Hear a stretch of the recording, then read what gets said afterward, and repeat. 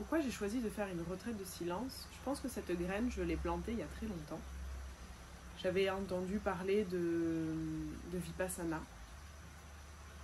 Plein d'amis à moi de Nouvelle-Calédonie avaient fait Vipassana et avaient été transformés par cette technique de méditation, avaient été challengés.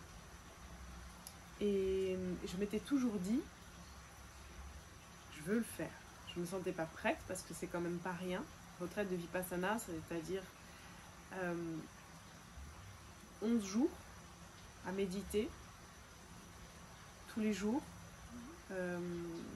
pas trop de nourriture, pas le droit d'écrire, pas le droit de parler, et avec des heures de méditation vraiment assises où tu dois même pas te gratter le nez, quoi.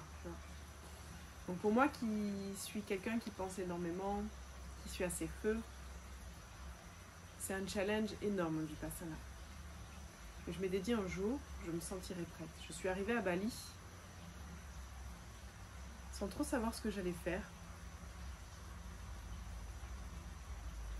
J'ai fait cette formation pour devenir professeur de yoga. Et à la sortie de cette formation, je me suis dit, ok, tu fais quoi avec ça? Je ne me sentais pas prête d'enseigner. À la base, je voulais monter un centre holistique, mais les plans sont tombés à l'eau. Et j'étais un petit peu perdue. Complètement perdue même. Et j'ai vu qu'à Bali, dans le nord, ils faisaient pareil, une retraite de silence, mais beaucoup plus simple que le Vipassana. On a le droit de lire, on a le droit de marcher, on a le droit de manger avec un buffet incroyable. Et en 3 jours, j'ai déjà intégré plein de réponses. Plein de réponses sont venues à moi de ce que j'allais faire. Et tout s'est mis en place à la suite de ça. Donc j'ai compris qu'au final, à travers ce silence, même si c'était 3 jours, à travers cette pleine conscience, à travers les intentions que j'ai mises dans ces 3 jours, j'ai réussi à y voir vraiment plus clair. À partir de là, tout s'est enchaîné. Les rencontres, Instagram, le travail, la thérapie intuitive, la formation en nutrition. L'année du Covid 2020 a été vraiment, pour moi en tout cas, une belle transformation. Là, je pense qu'aujourd'hui, je ressens le besoin d'aller beaucoup plus en profondeur. Je sens que j'ai besoin de passer une étape supérieure dans mes méditations, dans mes prises de conscience, dans mon mode de vie. Parce que je vais aller dans cette facilité pour moi qui est le travail, l'action. Je vais aller plus facilement forcément dans mon côté yang et moins facilement dans mon côté yin. C'est un petit peu pour ça aussi j'ai déménagé d'Ubud pour ceux qui me suivent. J'étais à Canggu avant, aujourd'hui je suis à Ubud. Pourquoi? Parce qu'il y a beaucoup plus de nature, beaucoup plus d'arbres et je me sens beaucoup plus ancrée et c'est ce que j'avais besoin dans mon côté feu. Et Ubud ouvre les portes à ça. Ubud, et je veux dire n'importe où, hein, mais il y a des endroits où on se sent beaucoup plus ancré. Et je pense que pour moi, quand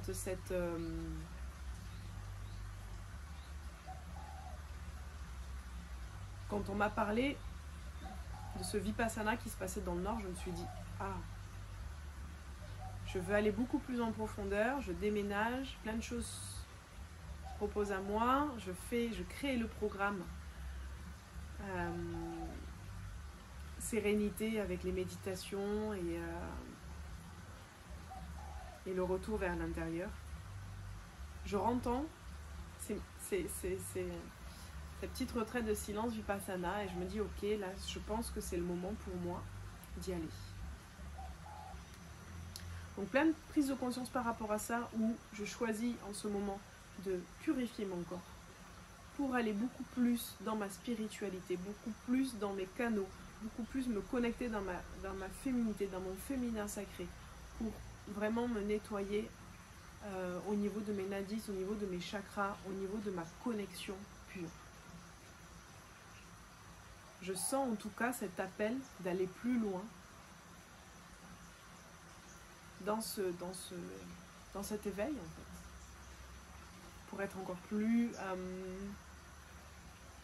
disponible à la fois pour mon travail, mais à la fois pour moi. Donc j'ai pas d'attente de cette retraite, simplement de poser mon téléphone aussi, de pas réfléchir au travail, parce que quand je médite le matin, je vais y arriver 5 minutes, mais les 5 autres minutes, je vais en train de penser, je vais être en train de penser à mon planning, je vais être en train de penser à qu'est-ce que je dois faire, quel rendez-vous j'ai, bref. Voilà, je pense que j'ai besoin d'une bonne coupure là. Donc aujourd'hui c'est le jour 1. J'intègre la retraite dans 4 heures. Et je me sens confiante, ne serait-ce que dans cette démarche de faire ça. J'ai hâte en fait d'y être, j'ai hâte de franchir ces portes et de me dire waouh, une vraie pause. Et je pense que ça c'est une vraie pause, parce que quand je pars en week-end, en fait j'ai mon téléphone, je vais créer du contenu, je vais voir, même quand je prends des week-ends en fait, je prends mon week-end avec moi, de savoir qu'est-ce que je vais créer, quelle photo, quel post, quelle story. Et en fait tout ça là, de me dire que pendant une semaine,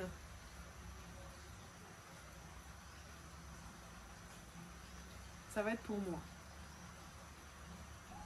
Je me sens joyeuse en fait, je sens que mon âme elle est joyeuse. Ouais. S'il y avait un mot que je devrais dire là aujourd'hui, ça serait lâcher prise. Lâcher prise. Libération. Ça fait 2 mots. Et ouais. Curiosité aussi, de voir comment ça va se passer, je pense. Je suis curieuse quand même. De voir comment je vais vivre, ça m'est jamais arrivé de vivre 7 jours sans parler, 7 jours à méditer, 7 jours sans mon téléphone. 7 jours quoi. C'est rien et à la fois j'ai jamais fait, donc ouais. Je pourrais pas dire appréhension parce que c'est plus la curiosité qui gagne là. Allez. À dans 7 jours.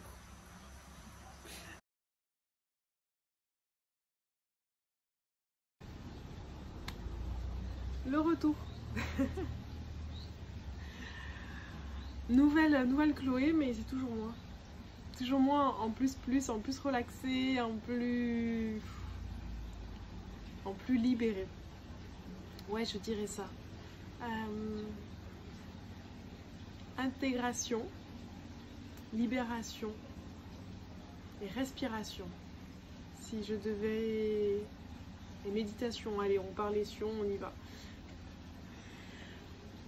Alors, petit débrief, post-retraite de silence. Comment se passait le déroulement? Donc à la base, c'est une retraite de Vipassana. Donc c'est une retraite, ils enseignent les méditations de Vipassana, parce que c'est eux qui organisent aussi les Vipassana ici à Bali. Et à la fois, ils ont combiné ça avec de la détox, avec du jeûne, avec du yoga, avec des cours de théorie, avec des yin yoga et avec du breathwork. Donc en fait, c'était juste parfait. Parce que j'avais un petit peu peur pendant une semaine de pouvoir faire du yoga, de devoir juste être assis et méditer.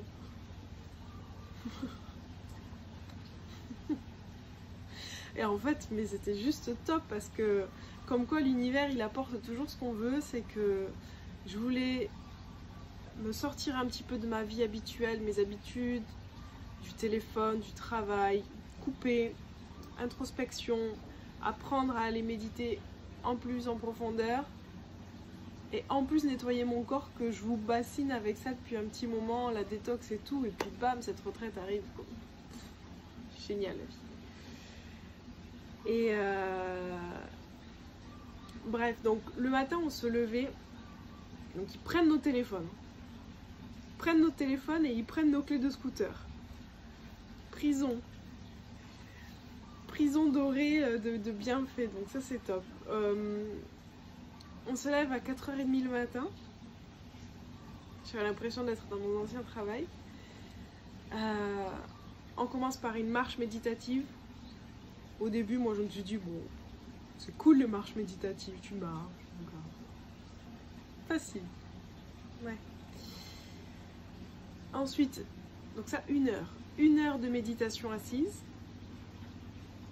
Le matin, je fais 10 minutes, 15 minutes, en sachant qu'il y a bien 5 minutes où je suis en train de réfléchir à ce que je vais faire dans ma journée. Et là, je me dis 1 heure. Aïe. Ok. Ensuite, petit déjeuner. Donc ça, c'est les premiers jours où on mangeait encore. Donc riche en fibres, uniquement. Fruits, porridge, chia, voilà. Yoga. Déjà, moi, faire du yoga quand je viens de manger, bof. Mais bon, allez. Changer les habitudes, c'est bien aussi. Breathwork. Donc breathwork, c'est des techniques de respiration pour relâcher. J'en parlerai un petit peu plus loin dans la vidéo. Après ça, il y avait une pause. Il y avait de nouveau un cours de yoga, mais plus yin, relax, fascia, ça va dépendre. Tous les jours, ça changeait en fait. Il y avait des cours théorie, donc pendant 1h30, c'était beaucoup de théorie sur l'ego, sur le yin-yang, enfin sur la détox, sur comment ça fonctionne au niveau du corps, sur comment on fait pour faire la marche méditative. C'est pas du tout ce que j'ai fait le matin même. Comment la méditation vipassana, qu'est-ce que c'est? Enfin tout ça.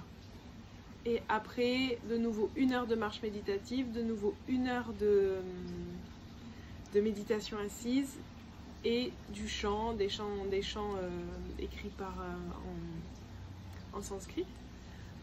Comment j'ai vécu et ce que j'ai appris.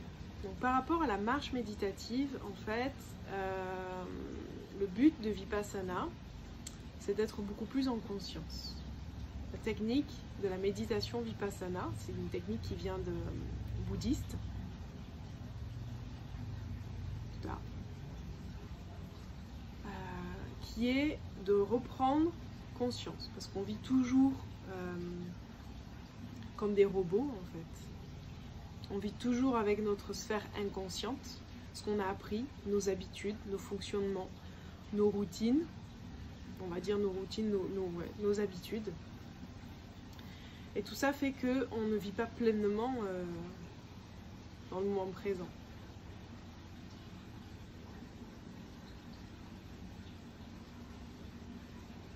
On vit à travers nos pensées, on vit à travers ce que l'on doit faire, on vit à travers les schémas de fonctionnement. On vit à travers notre inconscient, ce qui est normal parce que lui, il a beaucoup plus de capacité pour gérer plein de choses.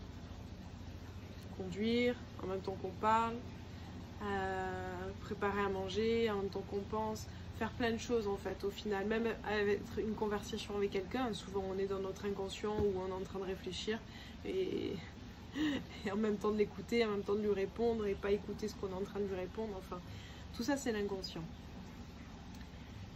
Et la technique de Vipassana, c'est permettre, à travers la respiration,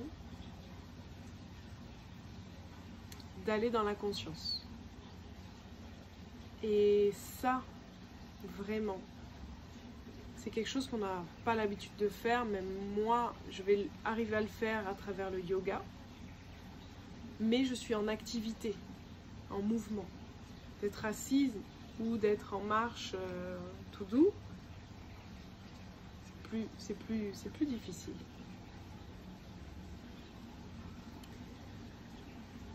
Donc la marche méditative, c'est prendre conscience à travailler sa concentration. En fait, c'est de la pure concentration. Des pieds qui vont marcher l'un à côté de l'autre, où on va prendre conscience de la plante des pieds qui va se soulever, qui va être dans l'air et qui va se poser. Et ça, au début, ça paraît simple, mais... Ok, 3, et ça y est, je suis partie, perdue, et en fait c'est ça. Et pendant 1 heure, bon, je fais des pauses hein, des fois, enfin, parce que c'est super dur en fait. C'est super dur et Et là, il y a tout un tas d'émotions qui arrivent, il y a de la colère, il y a de la frustration, il y a du jugement. Mais je suis nulle, mais quand même, on te demande juste de mettre un pied, de te concentrer sur ta voûte plantaire et de ressentir et de te concentrer, concentre-toi, enfin bref. Il y a plein de choses qui remontent. C'est là où on se dit, waouh, c'est quand même puissant, en fait. Et ainsi que pour, finalement, c'était beaucoup plus facile de rester assise et de se concentrer sur son souffle. Donc pour le Vipassana, et ce qu'on a appris là, c'est la première technique, c'est concentrer sur le ventre qui se gonfle et qui se dégonfle. Juste ça, focus sur le ventre qui se gonfle et se dégonfle. Pas partir dans les airs, pas partir dans l'espace, pas suivre de lumière ou des trucs comme ça. Le ventre qui se gonfle et qui se dégonfle. Toujours revenir là-dessus. Et pour être cet objet, pour devenir cet objet et pour créer une nouvelle réalité. Donc au bout déjà du deuxième, troisième jour, où je mangeais encore, 3 jours manger et 3 jours à l'eau.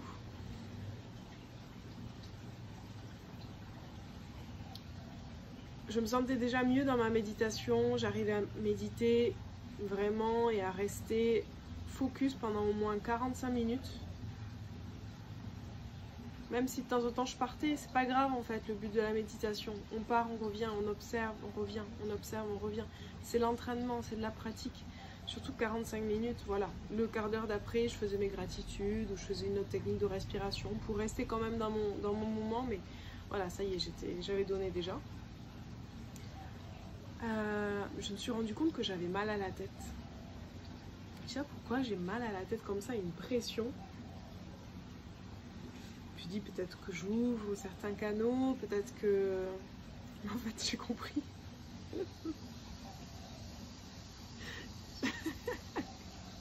Je dis mais c'est pas possible parce qu'en fait au final toute ma journée je réfléchis et il y a des choses que je fais en conscience quand même, j'essaye au minimum. Mais non, mais pas à ce point. Je pense que j'avais des courbatures. Des courbatures du cerveau. Complètement débile. Mais oui. En fait, on se rend compte de le fait de le travailler comme ça, le fait de toujours se concentrer dans une chose, une seule chose, mais en fait, c'est pas des choses qu'on a l'habitude de faire dans une journée. Quand je vois que des fois, ne serait-ce que 10 minutes de méditer dans la journée, ça paraît tout un monde et impossible, mais là, c'était 4 heures. 4 heures à se concentrer et voir plus, parce qu'il y avait le yoga, puis la théorie, au final c'est en anglais, donc pour moi ça me demande encore plus de concentration, de qu'est-ce qu'il dit là, de comprendre et d'interpréter et de l'intégrer après, de le faire en français, parce que je n'ai pas encore un anglais qui est très fort, donc je traduis en même temps, donc c'est aussi de la concentration. Donc en fait au final toute la journée c'est ça. Manger en conscience, marcher en méditation, mais enfin bref, tout ça. Et j'avais mal, je pense, à la tête de ça. Et je me dis, ça me montre à quel point, dans le quotidien, on vit tellement à côté, quoi. On vit tellement à côté de ce qu'on ressent, de ce qu'on vit, de ce qu'on fait, de ce qu'on est. Ça a été ma vraie première prise de conscience. Et je le dis, en fait, notre but dans notre vie, enfin je le dis, c'est pas moi qui l'ai inventé, hein, j'invente rien, mais je le répète souvent, voilà, c'est ça que je veux dire. C'est que notre but dans notre vie, notre mission dans la vie, c'est d'être conscient. Pour être heureux, mais c'est d'être conscient. Et à partir de là, il y a plein de choses qui se mettent en place autour de cette conscience. Et qu'est-ce qu'on met en place? Quels outils on utilise? Quelles choses on fait? Et je pense que c'est là, je me dis, mais en plus, il y a mon programme Sérénité qui vient se mettre là. Mais oui, en fait, c'est là où je me dis, mais tous ces outils de pleine conscience, tous ces outils de méditation guidée, c'est fait exprès, en fait, pour justement travailler et se remettre dans notre moment présent qui est notre clé en fait, dans notre conscience.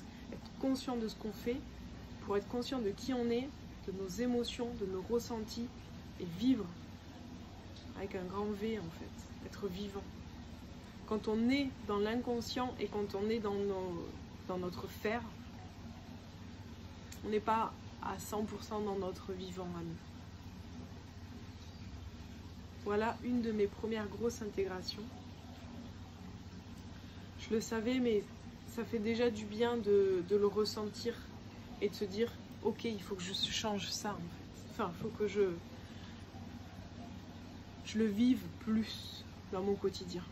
Arrivé le passage à l'eau, bah, tout s'est bien passé. Expliquer que plus ça va aller, moins on va manger, enfin moins on mange et plus c'est dur de se concentrer. Ah super, d'accord. Challenge numéro 2, en fait, le cerveau, vu qu'il a besoin de glucides et qu'on ne mange plus, les 2 premiers jours, c'est le foie qui a les réserves, donc en fait ça va. Le foie pendant 2 jours a toutes les réserves nécessaires de sucre pour alimenter le cerveau, ça va. Par contre après, une fois qu'il a utilisé toutes ses réserves, là c'est le corps, c'est dans les lipides, dans les cellules désynchronisées, les déchets qui va se servir, la lymphe, tout ça. Et là ça devient beaucoup plus difficile pour lui. Donc la concentration est compliquée.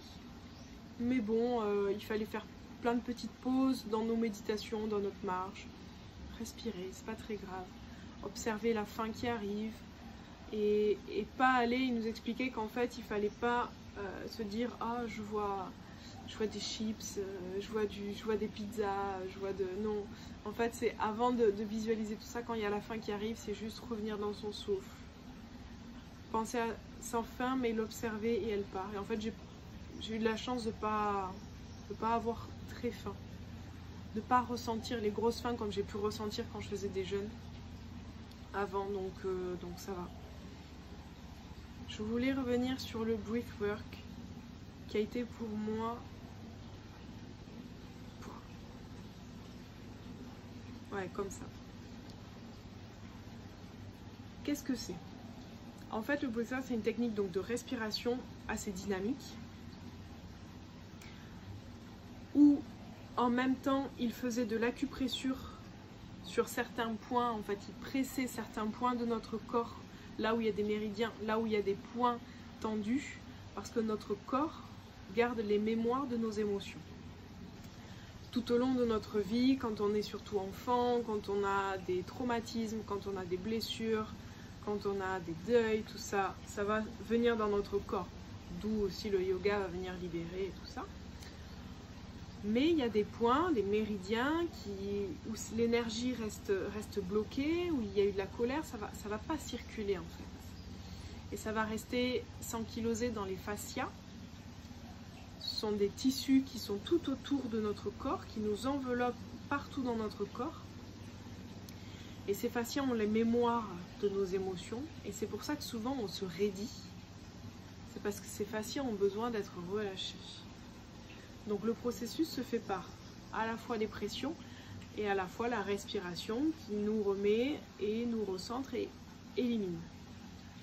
Donc il y avait une musique qui était super puissante, que je vais avoir, comme ça je vais pouvoir faire des séances de breathwork aussi pour les retraites et qui vont être magiques. J'ai déjà hâte de pouvoir partager ça, bref. Donc tous les jours il y avait ça et tous les jours il s'est passé des choses incroyables dans mes relâchements. Donc ils expliquaient qu'on peut pleurer, qu'on peut crier, de ne pas être timide, de pouvoir libérer ce qui est à libérer parce que ben, en fait c'est notre enfant, en fait c'est notre corps, c'est de la matière là qui s'agit, donc il faut pouvoir l'évacuer, le vivre, le ressentir tout en respirant. Donc ça c'est pendant 1 heure. J'ai libéré tellement de choses, pleuré, repris conscience avec mon enfant intérieur, revisualisé des scènes de mon passé, des moments que j'avais besoin de vivre. J'ai fait des récupérations d'âme, c'est-à-dire que je suis allée voir des petits bouts de mon enfant intérieur qui étaient un petit peu bloqués dans des situations, qui avaient besoin d'être réconfortés ou d'avoir des paroles. J'ai pu me faire de la récupération d'âme. Et puis ils appuyaient, ça faisait mal en fait. ah, et puis plus appuyé, plus on a envie de pleurer.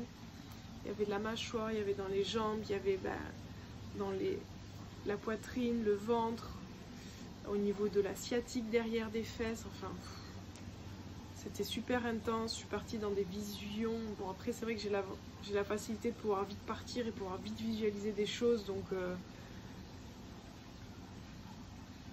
visualiser des choses pas possibles dans l'univers, dans mes guides, conversations, enfin bref. Bon. Là je pars vraiment dans l'holistisme, donc c'est pas le but de ça, mais plein de réponses on va dire. Plein de réponses, plein de sagesse, plein d'amour inconditionnel, de soutien, de protection, de confiance. Déjà j'avais eu beaucoup de réponses, mais là voilà, ça a recirculé on va dire dans mon corps, je l'ai ressenti à travers mon corps. Ça c'était puissant en fait. De pouvoir se libérer et de pouvoir, voilà, intégrer derrière l'amour et remplir en fait. Une fois que le vide est fait, une fois que l'espace est créé, de se remplir de lumière. Je me suis vue totalement lumineuse, lumière, dans ce tout en fait. Dans cette réalité, ils expliquent ça en fait. On crée notre réalité et la réalité toute puissante, elle est différente de cette matière-là. Et c'est tout ça que j'ai vu en fait, tout ça que j'ai visualisé. Et ça c'était puissant. Pouvoir faire confiance, pouvoir reconnecter avec l'amour de soi, ouvrir nos pouvoirs.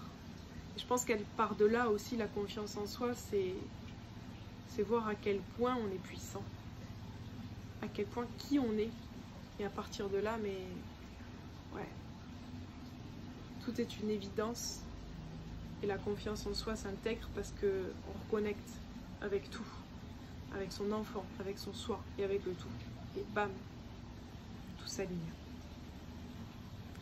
Donc là, c'était vraiment le bouquet final en fait, où tous ces breathworks, dès que ça arrivait, moi j'étais comme une enfant en train de me dire ouais, chouette, je vais pleurer, je vais me libérer. Et donc il y avait toute cette étape au début qui était dure, un peu, peut-être demi-heure, j'en sais rien, on sait pas combien ça dure. Et après toute cette étape où j'étais dans le paradis quoi, dans toutes ces visualisations et dans tout cet univers, donc dans tout cet amour. C'est ce qui fait que je me sens rechargée aujourd'hui. Donc conclusion, pour pas que ça soit trop long au niveau de cette vidéo. Je pense que c'était vraiment une de mes meilleures semaines de vacances de ma vie.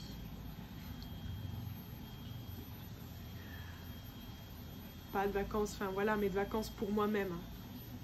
C'est sûr que j'ai eu des vacances incroyables, mais on va dire de vacances pour moi-même, d'introspection, mais c'était beau. Donc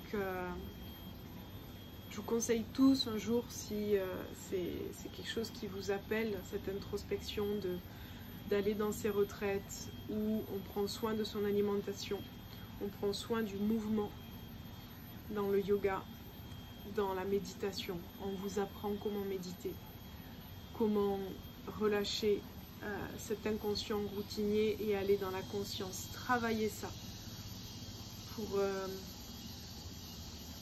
avoir une vie plus consciente, bien sûr, pour comprendre les lois de l'univers par rapport à la réalité, par rapport à l'ego, par rapport à la connexion à son enfant intérieur, par rapport au fait de savoir qui on est, par rapport au fait de couper avec aussi le téléphone aussi, pour se mettre plus dans ce qui est vrai, dans un sens,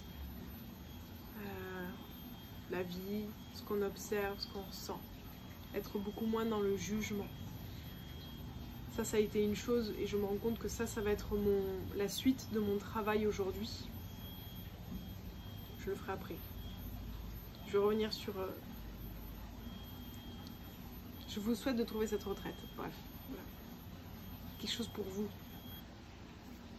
Donc, ce que je dois travailler et continuer aujourd'hui, c'est continuer à lâcher ce mental qui vient parce que je me rends compte que j'ai un mental très fort. J'ai on peut dire un pouvoir de mental qui est très fort, donc c'est génial. je peux l'utiliser parce que je suis très créative. Je peux travailler 16 heures par jour, tous les jours, enfin à fond, communiquer, partager, tout ça c'est le mental quand même qui va être actif. Alors c'est super, hein, mais à la fois c'est destructeur. Ça crée des pensées obsessionnelles, c'est dur en fait même de pas penser du tout, quoi. C'est presque quasi impossible. Donc ce pouvoir, je veux essayer d'utiliser ce pouvoir pour les bonnes choses et pour la passion et la transmission, ok, et à la fois calmer ce qui pourrait me détruire,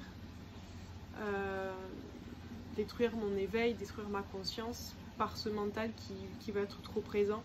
Et à la fois, j'ai pris conscience aussi de ça, c'est que le cerveau, de quoi il se nourrit? De sucre. Les pensées, c'est le mental qui crée, électrique. Donc plus, tu vois où je veux venir? Plus on pense, plus on a ces pensées obsessionnelles, plus il y a tellement de choses, tellement d'activités, tout ça, plus on a envie de sucre, en fait. Et je me suis dit, mais il y a ça aussi, en fait. Le pourquoi j'avais des fois ces crises d'hyperphagie, de boulimie, en fait, et de ces envies de sucre, parce que je passais des journées à l'hamster là qui court là, bah ouais forcément. Pourtant je me suis dit, j'ai passé la journée assise à mon bureau, on fait 2-3 vidéos, un peu de yoga, mais c'est pas non plus énorme quoi en fait. Mais en fait non, c'est lui là-haut qui court tellement vite que bah ouais, il a besoin de sucre quoi. Donc c'est ça aussi, prendre conscience que nos pensées, des fois on se dit oui c'est de l'émotionnel, voilà, mais non, oui c'est beaucoup plus complexe que tout ça. Mais calmer son mental, respirer, revenir à son ventre qui se soulève quand on respire, pour au maximum essayer de calmer, au maximum arrêter le jugement. Et il disait, le jugement, il faut arrêter de juger. J'étais là, bon, je suis pas quelqu'un qui juge trop. Mais en fait, c'est pas tant ça, c'est déjà je me juge moi, on me dit, oh, là tu fais mal, là c'est pas bien, là c'est pas assez bien. Et même, oh ce coucher de soleil il est beau. Et elle expliquait, mais en fait si on est déjà en train de commenter que le soleil il est rouge, c'est peut-être trop rouge, ou peut-être si c'est du jugement en fait. Ah tiens, ça c'est pas bon, ah ça c'est bon, ah ça c'est vert, ah cet enfant il crie beaucoup trop fort, ah lui il est comme ça. Et en fait c'est en permanence, et je m'en suis rendu compte que je jugeais tout le temps, pas du jugement envers les autres, mais du jugement envers ou moi, ou des commentaires en fait. Je commente sur Instagram. J'avais pas mon téléphone, mais du coup je commentais en fait. On commente tout, on se rend compte qu'on commente plein de choses dans notre quotidien. Ah tiens, on commente son corps, ou on juge son corps, ou ses vêtements, et en fait c'est de la pensée quoi. On n'est pas en train de contempler, on est en train de commenter. Même quand on voit un papillon, on va se dire, ah il est beau ce papillon, oh là là je vis quelque chose d'incroyable. Ah, on commente en fait, c'est de l'ego en fait. Se dire à quel point on est capable de pouvoir apprécier ce moment. Non, le vrai moment présent c'est juste j'observe ce qui est dans le vide. J'observe, je suis pas en train de penser que je suis en train d'observer, je suis en train de vraiment observer. Et là c'est le petit détail qui fait toute la différence. Et dans mes couchers de soleil, je me rends compte que c'est pareil, je suis en train de commenter, je suis en train de dire waouh, mais oh, tiens, là, attends, je vais faire une photo. Voilà, on n'est pas dans le vécu, on est dans le... Donc c'est ça, mon travail, c'est d'arrêter de faire des commentaires sur ce que je vois et de juste observer simplement.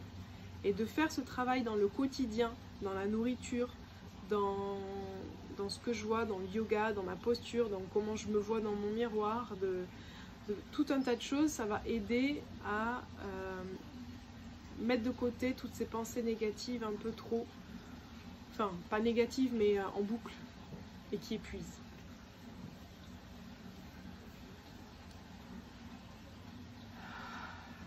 Donc je me sens vraiment sereine. Je me sens vraiment paisible. J'ai hâte de pouvoir partager toutes mes idées qui sont arrivées à travers ce silence. Tous les nouveaux projets que je vais mettre en place bientôt.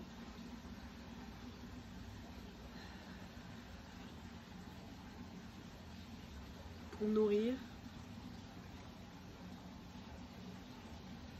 parce que j'aime ça, parce que je me sens bien alignée avec qui je suis, parce qu'aujourd'hui je me connais. Et même si demain je serai encore nouvelle, j'apprendrai à connaître la nouvelle de demain, c'est pas grave. Aujourd'hui, dans ce moment, je sais qui je suis. Je sais que j'ai confiance. Que mon esprit est léger.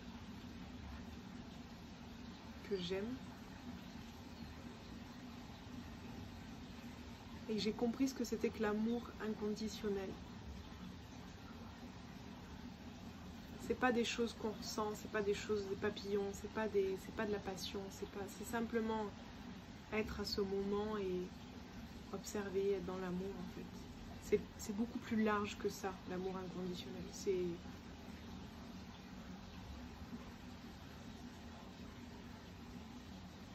Donc aujourd'hui, je suis à mon 6e jour. Je n'ai toujours pas mangé. Je suis toujours en vie. Je vais couper mon jeûne avec des jus. C'est pour vous faire prendre conscience qu'il y a plein de choses qui sont possibles, mais qu'il faut couper les limites du cerveau. Il faut croire à soi, à son intérieur, et conscience dans tout ce que vous faites. Merci d'avoir écouté cette vidéo. Je vous envoie toute mon énergie, toutes mes vibrations. J'ai un super programme qui s'appelle Sérénité. Si vous avez envie d'avoir des outils justement pour être dans la conscience et dans le moment présent, c'est vraiment accessible pour débuter dans les méditations et dans le yoga et dans des petites routines pour essayer justement d'atteindre cet intérieur.